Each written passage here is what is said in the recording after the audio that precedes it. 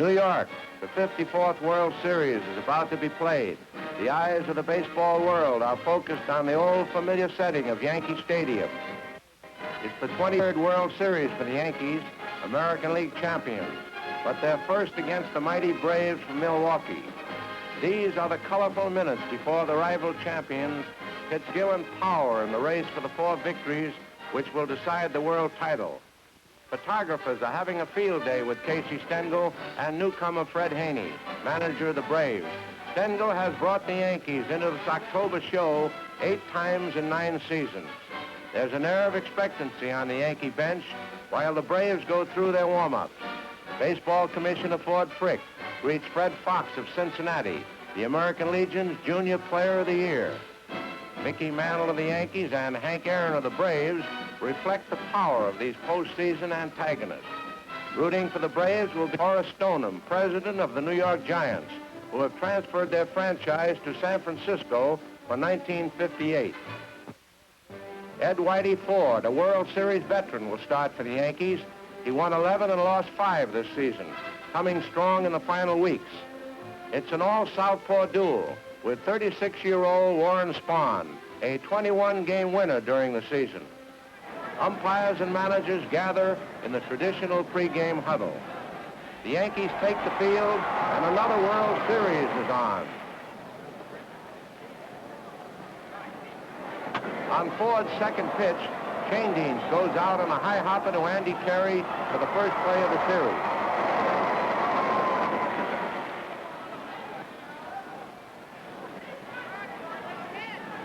It's a scoreless duel as Matthews walks with 1 out in the 4th.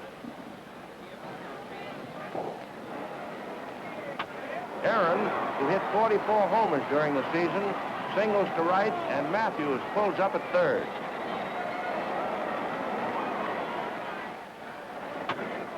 But there's still no score when Big Joe Adcock bounces into a double play started by Gil McDougall.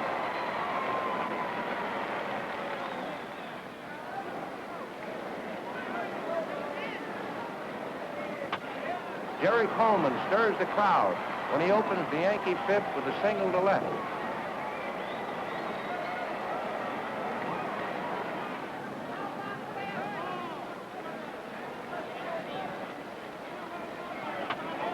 Bond tosses out rookie Tony Kubek as Coleman moves to second.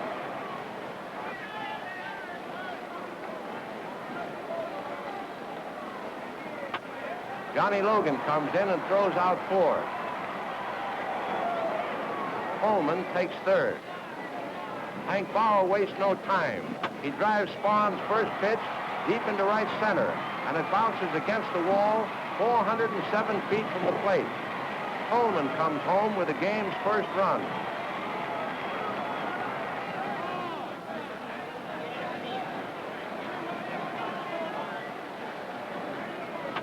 The Yankees are leading 1-0 as Elston Howard singles over second with 1 away in the 6th.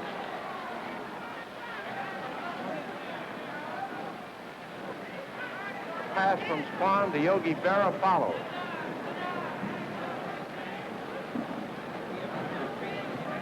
Manager Haney comes out to calm his pitcher.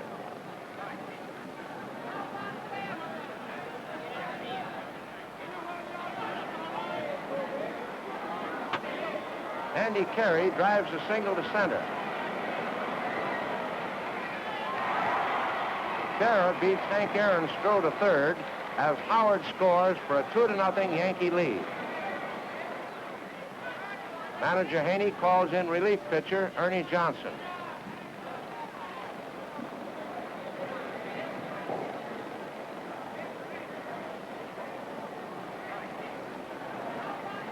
Coleman, after missing on a swing, squeeze bunts to Johnson, who throws him out at first while Berra romps home with the Yankees' 3rd run on a perfectly executed play. 69,476 fans are attending sport's greatest spectacle as Wes Covington opens the Milwaukee 7th with a double to left, his 2nd hit and only the 4th off Ford.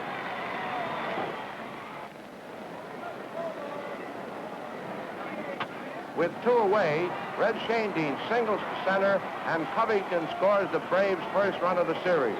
Now the score is 3-1. Only Crandall stands between Ford and victory.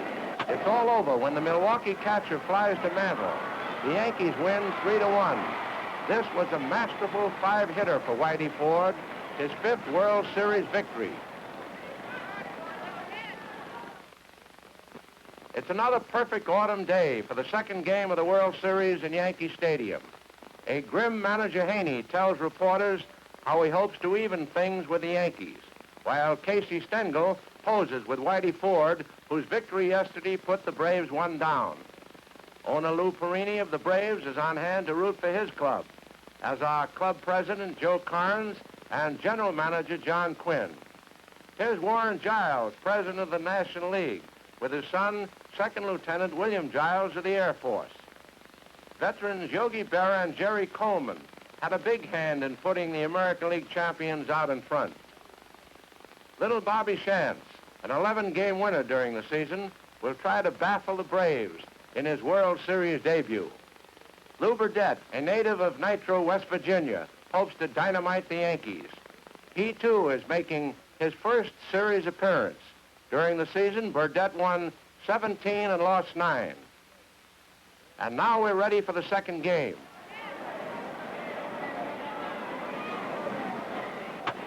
Hank Aaron opens the Milwaukee second with a drive to center, and the ball goes over Mickey Mantle's head for a triple.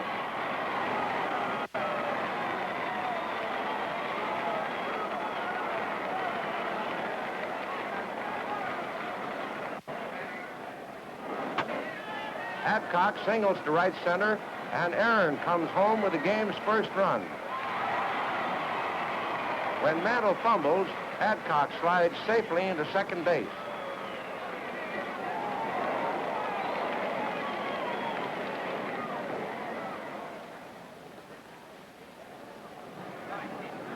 Burdett walks Slaughter with 1 out in the Yankee second.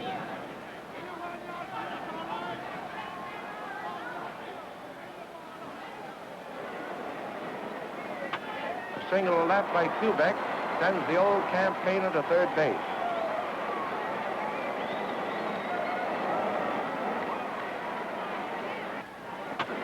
Burdett hops over for Coleman's top roller, but there's no play.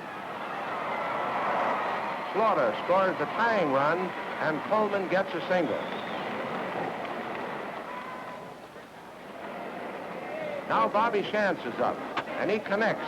Wes Covington races back desperately and robs Shantz of an extra base hit with a dazzling catch.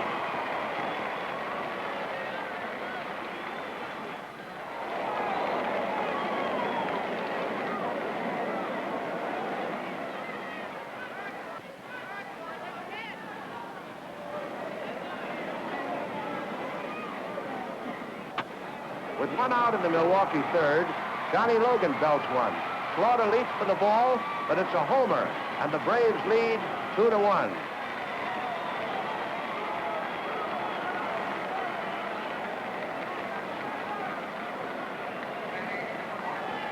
Bauer leads off in the Yankee third. And the score is tied for the second time on his homer into the lower left field seats. Hank has now hit safely in 9 successive World Series games.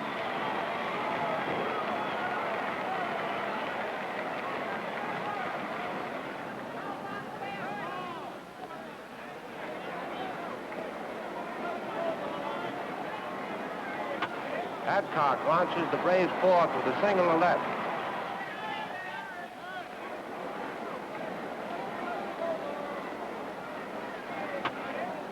Andy Patko singles to the same area on the next pitch.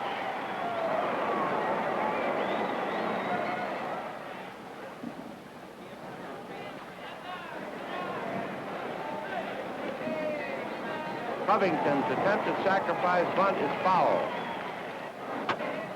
He swings, and it's a single into short left center. Adcock scores, and Patko plunges headfirst into third.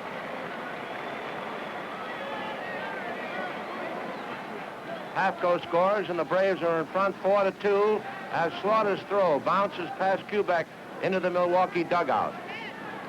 Burdette carries the 4-2 lead into the ninth. With one away, Kubek singles to right.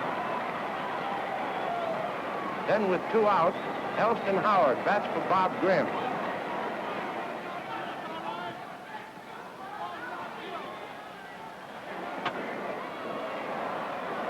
Logan makes a great stop of the ball back a second, but it's a hit.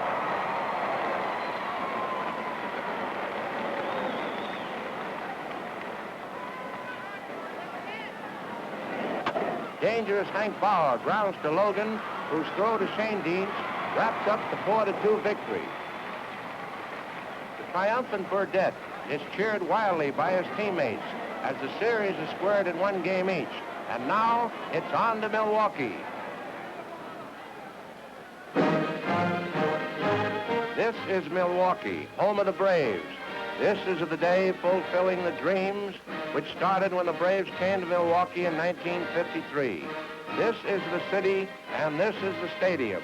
Beautiful multi-million-dollar county stadium, where the Braves have thrilled 10,225,356 spectators in 5 seasons, an all-time National League turnstile record.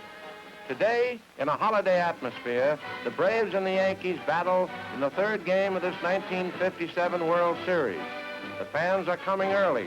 Their heroes are challenging the Yankees, who've won 17 World Championships, all since 1921.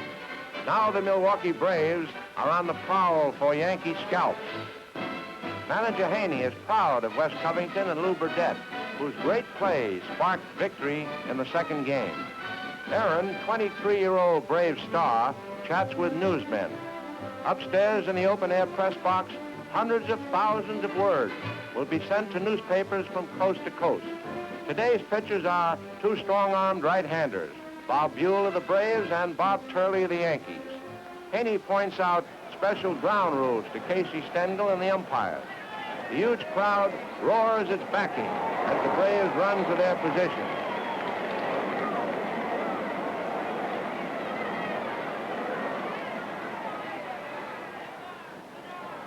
With one out in the Yankee first inning, Tony Kubek, a Milwaukee boy, lashes the first pitch to right, and Bob Hazel's leap is futile as the ball drops over the screen for a home run.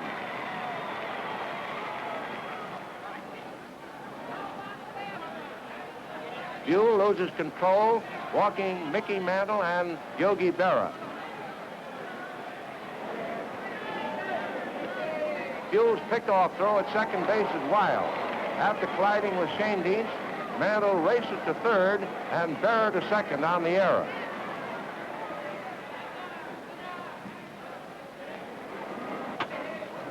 Aaron speeds back for Gil McDougall's drive, going to his knees as he fields the sacrifice fly, which scores Mantle and puts Berra on third.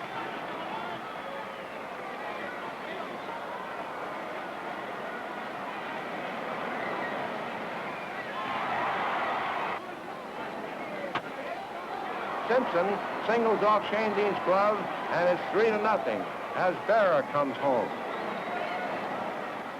Manager Haney decides it's time for a change and calls in Juan Pizarro, 19-year-old rookie pitcher from Puerto Rico.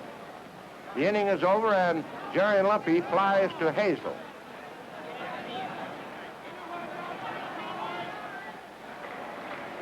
After Hazel walks at the start of the Milwaukee second, Del Rice singles past Turley.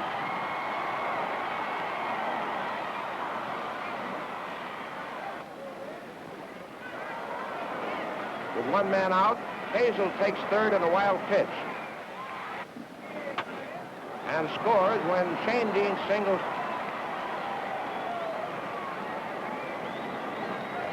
When Matthews walks to fill the bases with two out, Casey Stengel calls in Don Larson to protect the 3-1 lead.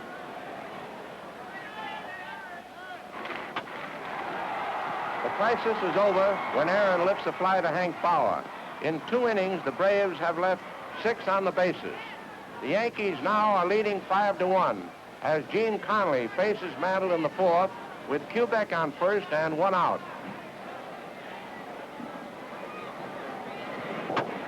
There's no doubt where this one's going, and the American League champs increase their edge to 7-1 on the homer. It's number 9 for Mickey in World Series play.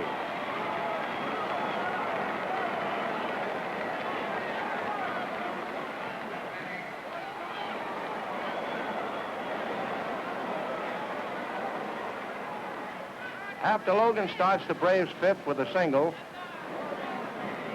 Aaron lines a home run over the right field screen, and now the score is 7-3.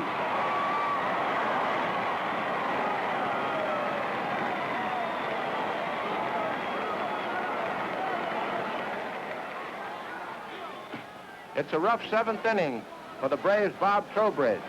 With 2 men already in, Larson and Bauer on base, when Quebec belts his second homer. That puts the Yankees ahead 12-3.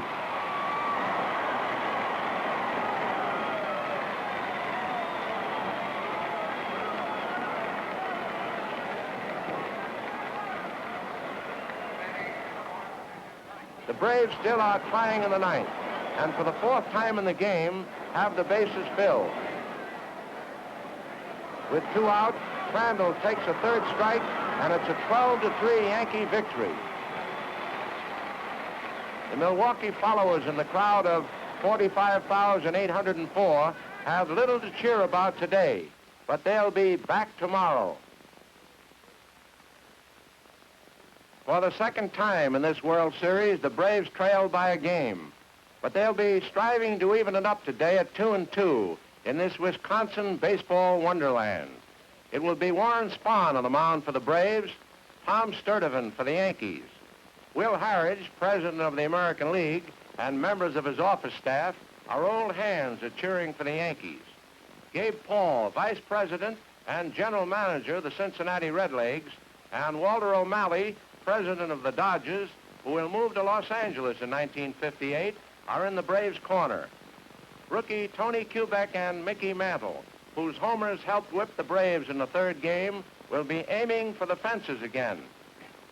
Charlie Keller, Jim Turner, and Frankie Crosetti of Casey Stengel's coaching staff are World Series veterans.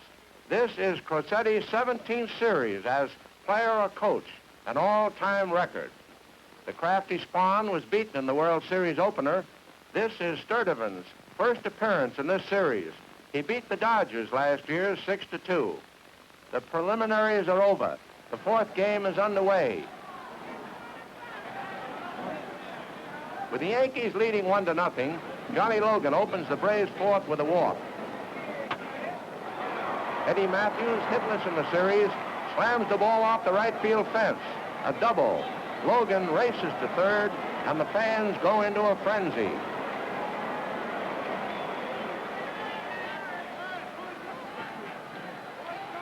And this brings up Hank Aaron.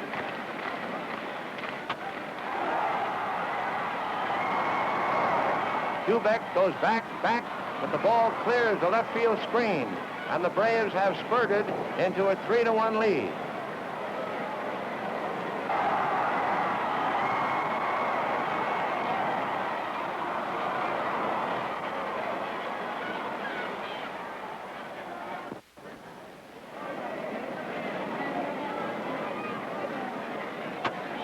With one away, Frank Torrey resumes the onslaught. It's a home run. Torrey's first of his career in County Stadium. Now the Braves are in front, 4-1.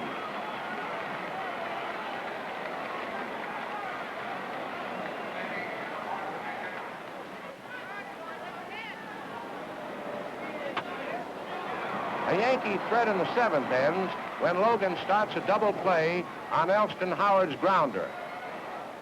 Warren Spahn is only 1 out away from a 4-1 victory as Yogi Berra comes up to the plate in the ninth.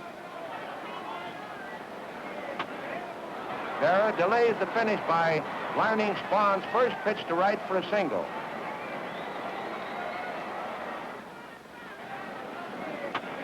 Victory yells again are delayed when Gil McDougall singles over Shane Dean's glove. Berra stops at second. There's a hush over the stadium as manager Haney talks to his pitcher and decides to keep him in. The fans roar their approval. The count is 3-2 on Howard. Now Spahn is one strike from victory. But there goes the ball over the left field screen.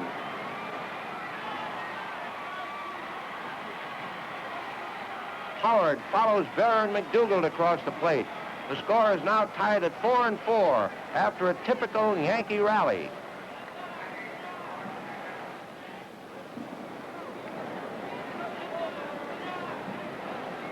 With 2 away in the Yankee 10th, Kubek beats out a hit to Shane Deans.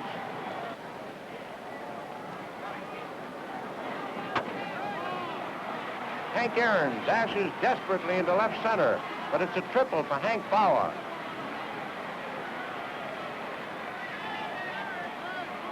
Kubek scores, and the Yankees go ahead 5-4.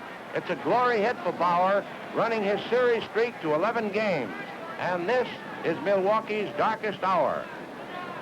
After this sudden turn, the Yankees are 3 outs from their 3rd victory. As the Braves' 10th opens, Nippy Jones bats for Spahn and pulls away from Burns' first pitch. Was he hit on the foot? Nippy wins the argument, and Felix Mantilla runs for him. Bob Grimm is the 5th Yankee pitcher.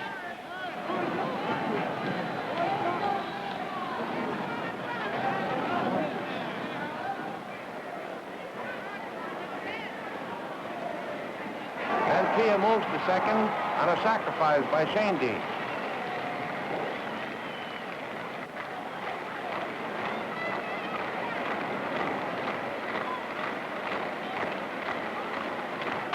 Logan cracks a double to left, and Mantilla scores.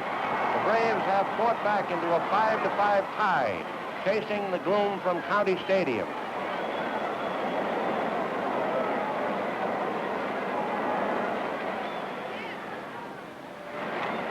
It's Eddie Matthews at the plate. And he connects.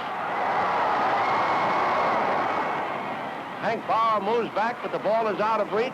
A home run and a 7-5 Milwaukee victory.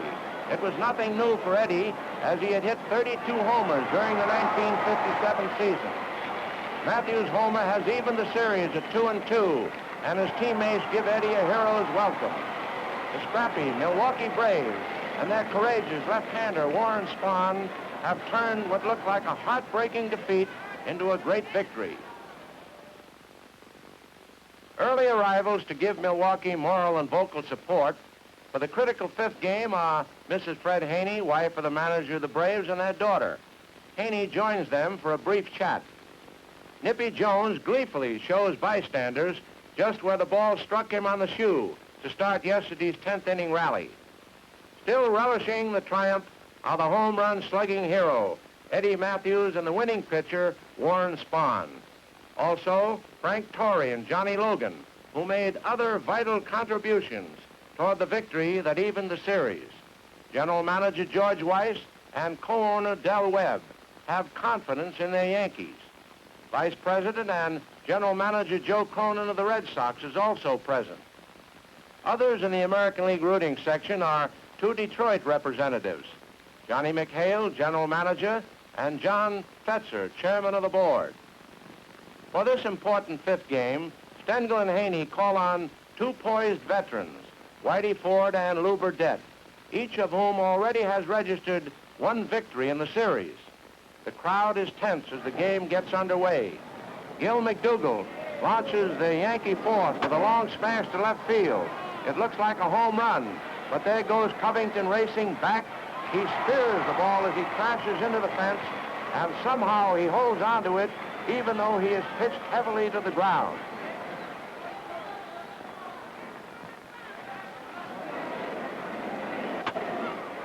Berra is safe when Adcock fumbles his grounder, and the pressure is on Burdette again.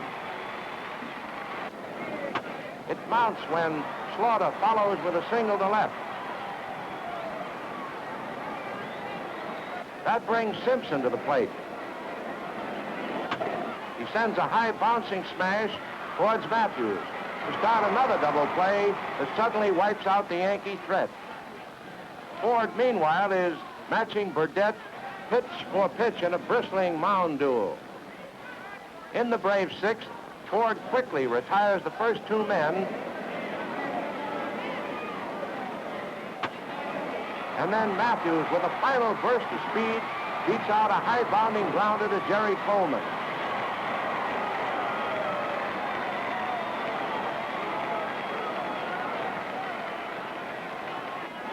Aaron pushes the short fly to right field, and it falls between Coleman and the charging Hank Bauer for a single that sends Matthews to third base. It's the first time a runner has reached third in the sizzling pitcher's battle. Adcock strides to the plate. On the second pitch, he lines a single to right field, and Matthews scores to give Milwaukee a 1-0 lead. It's a slim edge, and the Yankees threaten it immediately when Barrow opens the Yankees' seventh with a single. And that brings up Slaughter, who already has 2 hits. But this time, the ageless veteran slaps the ball directly at Logan, and for the third time, a double play ruins the Yankees. Now it's the 9th inning, and the score is still 1-0. Bauer is the first to face Burdett. He strikes out on a sidearm curve.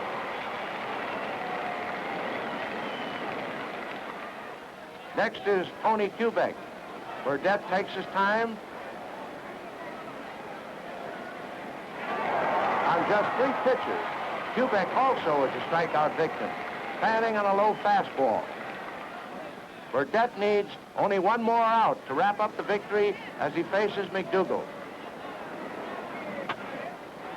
But McDougald singles, and the Yankee hopes remain alive. The crowd stirs with apprehension. Advancing to the plate is the dangerous Yogi Berra. Only Burdett seems unconcerned, going through his usual ritual of rubbing the ball, tugging on his cap, and touching the rosin bag. He tosses the first pitch in on Berra's fist, and Yogi squibs a little pop-up to Matthews. And it's all over. The Braves win 1-0. Matthews hands the ball to Burdett before his Milwaukee teammates come swarming in to congratulate the winning pitcher. The victory is a big one for the Braves, giving them a 3-2 edge. Milwaukee fans are in a gay mood as they pour out of the ballpark. The 2-hour playing time of Game 5 was the shortest for series competition since 1948. The World Series returns to New York for the 6th game. Victory is a must for the Yankees today in their defense of the World Championship. In an effort to deadlock the series at 3-all, manager Stengel calls on his fireballer, Bob Turley. Manager Haney of the Braves counters with another fastballer, Bob Buell. George Troutman, president of the National Association, which includes all minor leagues, finds the cast of the series drama very familiar. All the managers, coaches, and players, with the exception of one Milwaukee bonus baby, graduated from the minor leagues. Owner Arnold Johnson of the Kansas City Athletics, looking at the talent on the field, is an interested spectator. And here are a trio of Braves who were the key men in yesterday's 1-0 triumph. Del Crandall, Lou Burdett, and Joe Adcock, who drove in the lone run. Here come the Yankees charging out of their dugout, and the 6th game is underway.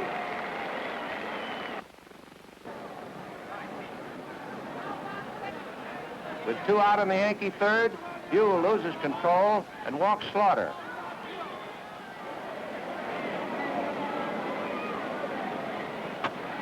Then he makes his first pitch to Berra, too good, and Yogi slams the ball into the right field stands for his 10th World Series home run, scoring Slaughter ahead of him and giving the Yankees a 2-0 lead.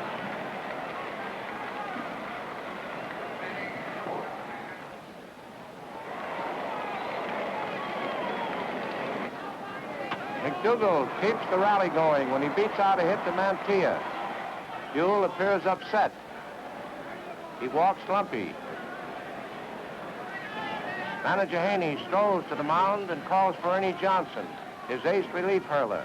Johnson walks leisurely in from the left field bullpen, while the dejected Buell heads for the dugout.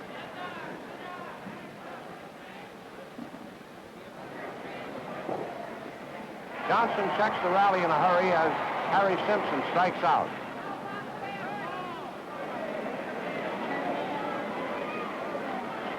With one out in the Milwaukee fourth, Matthews hammers a double to right center, and the Braves have a man in scoring position for the first time. Hurley retires Aaron on a grounder to Coleman, and Matthews moves to third. Then Covington fouls out to Jerry Lumpy, and the Yankees are out of trouble. In the Milwaukee fifth, Frank Torrey, the leadoff batter, works the count to 3-2, and then smashes a home run into the right field stand.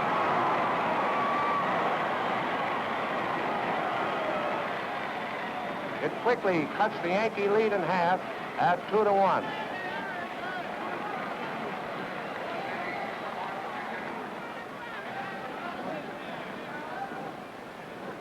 From that point, Hurley retires the next 6 Braves without a ball being hit out of the infield.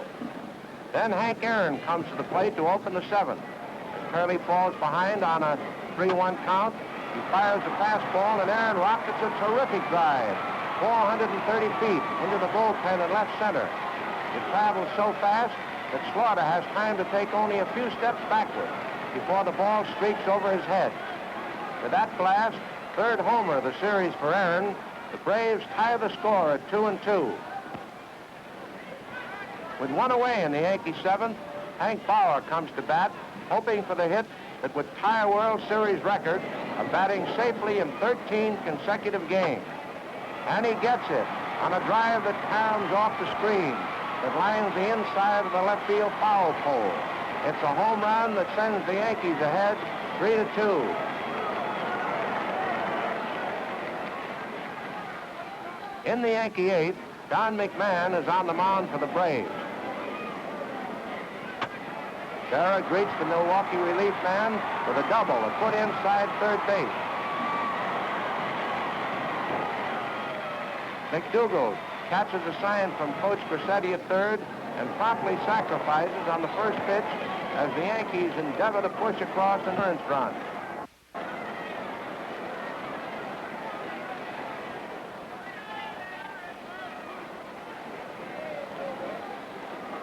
Lumpy then lifts a fly to Covington in left field. And here comes Berra trying to score. Covington's throw is high and a little wide, but Del Rice makes a beautiful play, diving to tag out Berra.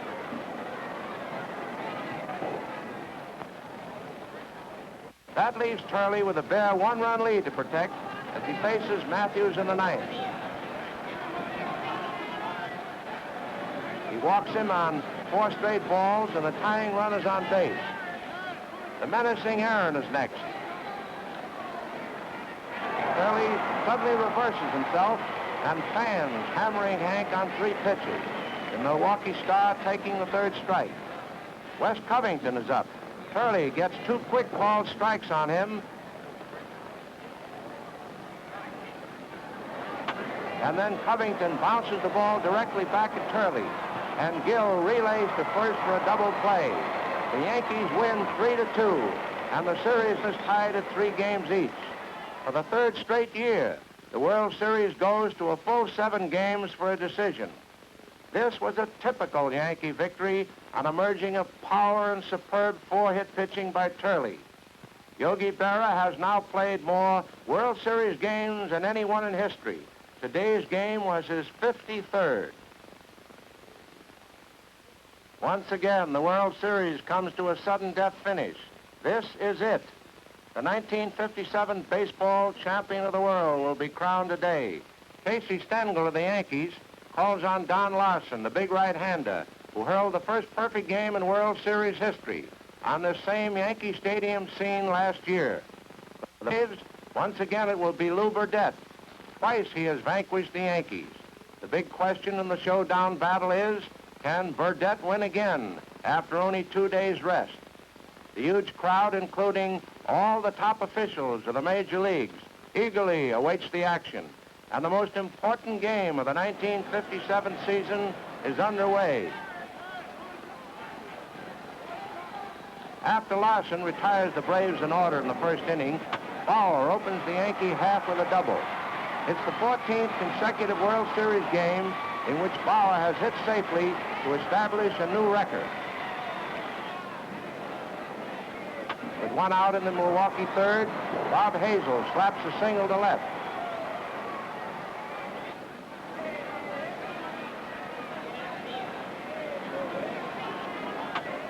Logan then grounds to Kubek, who fires to Coleman at second base. The throw to second is high and wide. It pulls Coleman off the bag.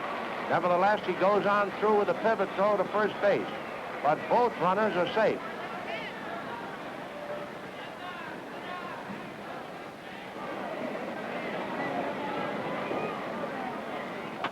Matthews slams a double down the right field line. It bounces around the curve of the stand, and both Hazel and Logan race home for the first runs of the game.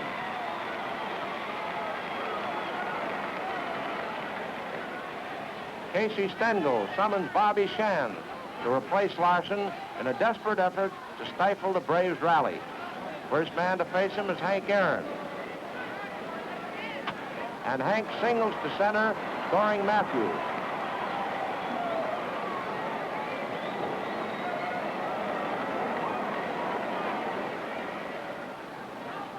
Next is Covington, and Chance works carefully until the count goes to 3-2. Then Covington singles, sending Aaron to third.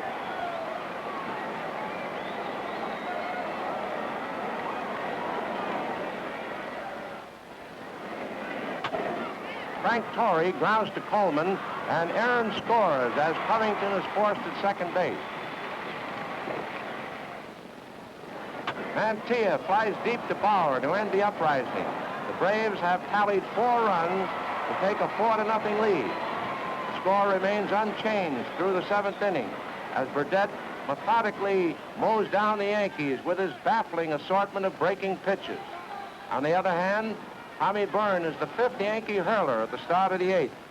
After 2 out, Byrne falls behind on Crandall, and when the count goes to 3-2, Dell smashes a home run into the left field stand. Slaughter narrowly misses the ball as he leaps for it at the railing. And that makes Milwaukee's lead 5-0.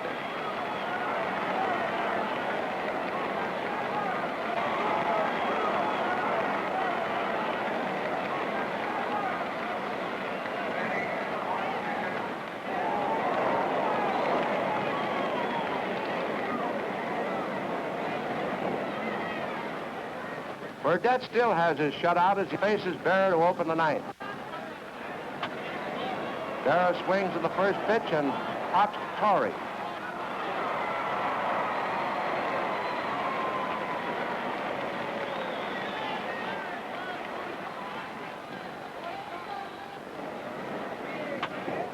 McDougald keeps flickering New York hopes alive when he singles to center. They fade when Kubek lunges at the first pitch and flies to Aaron.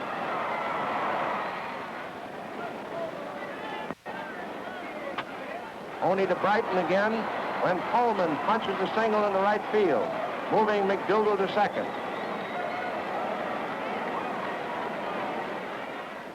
Byrne, the pitcher, is up next, and Stengel makes no change because Tommy is a good hitter. He slashes a hit off the second baseman's glove. Mantilla's spectacular diving stop keeps the ball from going through and scoring a run. But the bases are now loaded, and the New York followers are in an uproar, visioning a typical last-minute Yankee triumph. Burdette is only 1 out away from victory, but still barring the door is the muscular Bill Skowron. Playing Skowron as a pull hitter, Matthews has moved a bit nearer the foul line. Burdette fires, and Skowron hits a terrific drive down the third baseline.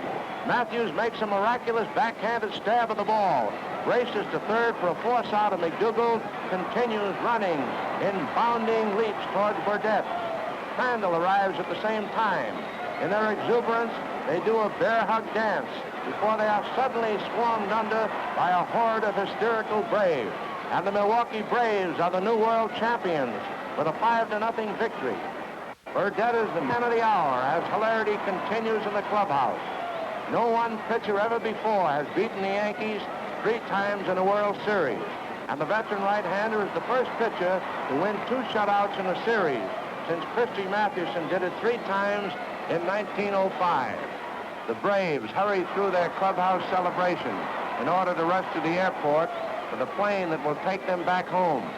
Meanwhile, it's like New Year's Eve in Milwaukee. The fans overrun the airport to give the Braves a tumultuous salute as they arrive within a few hours after the game. In just 5 years since the Braves moved west from Boston, they have won a world championship. The wild acclaim that greets manager Fred Haney and the Braves is proof once again that baseball still is the great national pastime. Let's join in the pleasure and excitement. See a ball game often. Follow your local team. It's fun for the entire family.